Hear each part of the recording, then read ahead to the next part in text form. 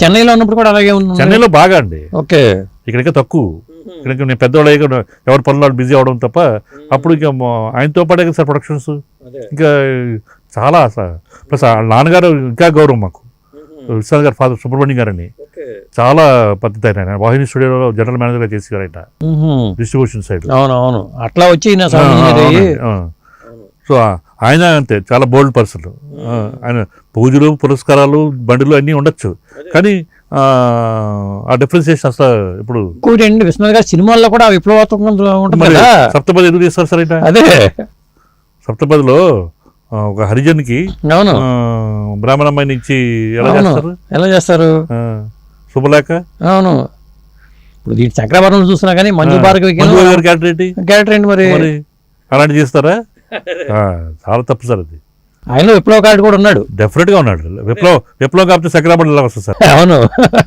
ఇప్పుడు ఆయన టాంగా బండిలో ఎక్కువ మనిషిగా హీరోయిజము 10 మందిని కొట్టేస్తే వచ్చిన హీరోయిజం కన్నా ఎక్కువ వచ్చింది అక్కడ రెస్పాన్స్.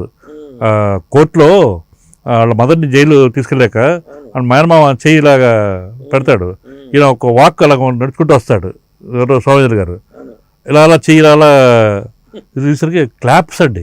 ఒక పెద్ద కమర్షియల్ హీరో 100 మందిని కొట్టేస్తే క్లాప్స్ వస్తాయి, అలా ఫీల్ అయ్యారు జనం. అది అదే స్వాతి ముత్యంలో ఏం లేదు, సింపుల్గా మేనమామ చుట్టూ వీరభద్రరావు కొట్టేస్తూ ఉంటాడు వీడు. ఇలా మధ్యలో రాధిక అడ్డొచ్చి ఒక కర్ర ఇస్తుంది అంతే, నువ్వు వెళ్ళు అని.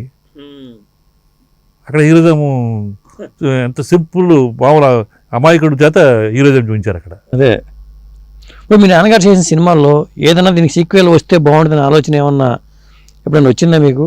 ఈ సినిమా సీక్వెల్ చేస్తే శంకరాభరణకి ఎవరో ఈ మధ్యన అప్రోచ్ అయ్యారండి, వర్కౌట్ చేస్తారంట. చేస్తున్నారా? నన్ను కూడా డైరెక్ట్ గా 2గానే వచ్చింది ఆ ప్రపోజల్.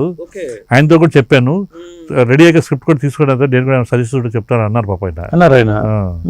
జరుగుతుందండి, వర్క్ జరుగుతుంది, ఇంకా ఎంతవరకు వచ్చిందో తెలియదు. ఎవరో ఒకరు చేస్తారు అది. శంకరాభరణం సీక్వెల్ జరుగుతుంది. తర్వాత విశ్వనాథ్ గారు ఉండగానే నేను విన్నాను బయట అట్లో ఇంటర్వ్యూస్ అట్లో ఎన్టీఆర్ గారు, జూనియర్ ఎన్టీఆర్ గారు సాగర్ సంగమం సీక్వెల్ చేయాలని డైరెక్షన్ చేయాలని 1-2 ఇంటర్వ్యూలో చదివినట్టు గుర్తు నాకు. ఓకే. ఇప్పుడు విశ్వనాథ్ గారి దగ్గర ఇంకా తెరకెక్కని సినిమా కథలు ఏమన్నా రెడీగా ఉన్నాయండి అసలు? అంటే ఆయన డ్రీమ్ ప్రాజెక్టులు ఏమన్నా అనుకుని చేసుకుని? నాకు తెలియదు కానీ ఈ మధ్యన ఆయన పాత ఇంటర్వ్యూ చూస్తే నాకు అర్థమైందండి. ఎంఎస్ సుబ్బలక్ష్మి గారి మీద ఆయన బయోపిక్ రాధిక గారిని అనుకున్నారంటుకోండి. చాలా వర్కౌట్ చేశారంటండి. అది అనుకో కానీ అవలా కానీ చేయొచ్చు అది, ఎందుకంటే అది life as an artist start అయింది ఆవిడ. మీరాబాయ్ అని తమిళ్లో చాలా అందంగా ఉండేది ఆవిడ హీరోయిన్గా. అక్కడి స్టార్ట్ అయ్యి సింగర్. అప్పుడంటే పౌరవం సినిమాల్లో సింగర్ అండ్ ఆర్టిస్ట్లో కలిసి ఉండేవారండి.